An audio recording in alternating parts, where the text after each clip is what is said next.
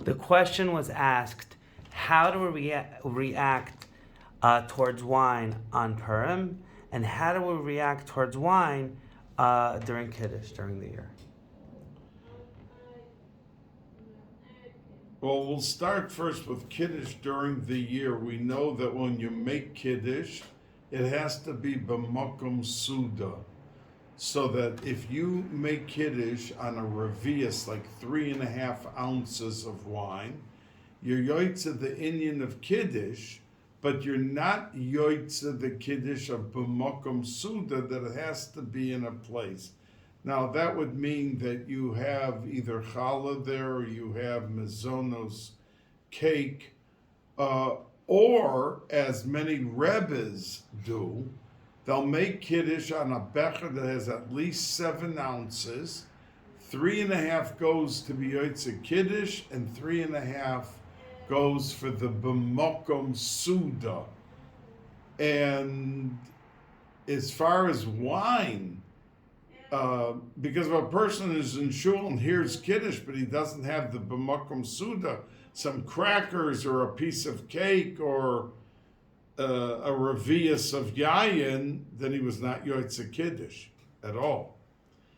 But when it comes to Purim, which with all the Kabbalah of Nichnas Yayin, Yotze Sod, and the word Sod is begematria, Yayin, Yud, Yud, Nun is 70, and Sod is also 70. So, I mean, wine has a tremendous power to it, because that was the problem with Adam Arishon, that he drank the wine before he made Kiddush, and he couldn't wait the 3 hours. But on Purim, many people, of course, drink, because it has to be ad lo yoda, until you get to a point on Purim that you don't know the difference between blessing Haman and cursing Mordechai. But in many yeshivas, they kept away from getting drunk. They either slept for 20 minutes, because when you're sleeping, you don't know the difference either. So that was a way that they could be Makayim the Inyan. Because there's so many pitfalls when you end up drinking.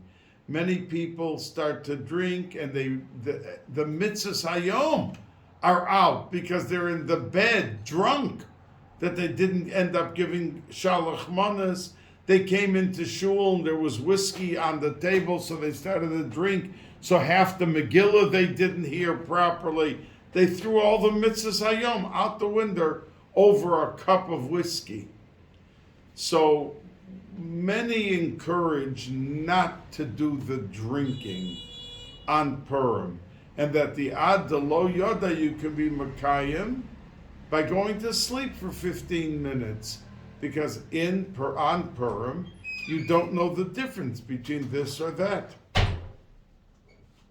and you're able to live up to that level at that point. So not to drink at all, or to moderate it?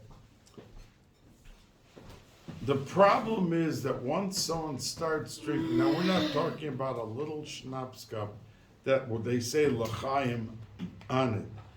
The person that's susceptible with drinking and that could end up in trouble, the problem is exacerbated by excessive drinking, and they can't hold themselves back.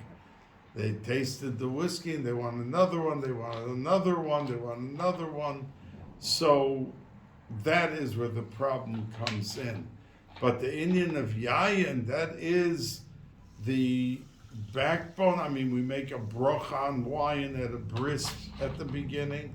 We make a bracha on at the chasna for both parts, for the birchas erison and the birchas nesuin. We start off with a borei pri hagofen, by a pidyon haben, borei pri hagofen, kiddush every Friday night and every Yom Tov, borei pri hagofen. So that's a part and parcel of the essence of much of our cultural identity that's intertwined into the things we do as part of our chiyuvim, the bris, the pinyaben, like I said, and everything else that we, by using wine and drinking wine. The danger and the pitfall is Purim, because many people take hold of a bottle and they go through the bottle, and that's it. Purim is over for them, and they allowed them, the Yetzer Hara grabbed them and got them by the neck. They blew the whole Purim. You mentioned whiskey. Is whiskey even a mitzvah on Purim? Or is it the wine?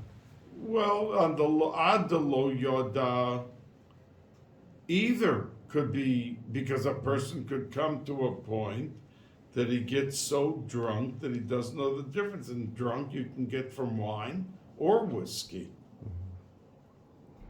Okay.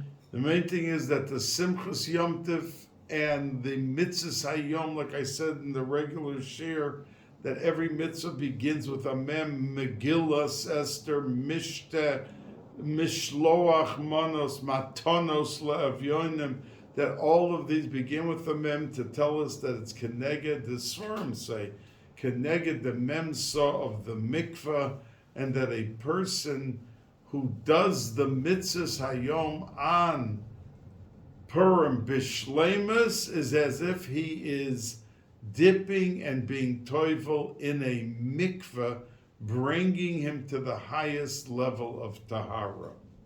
Okay. A freilichen, a listik in Purim, and a guten Shabbos and Parshas Parah.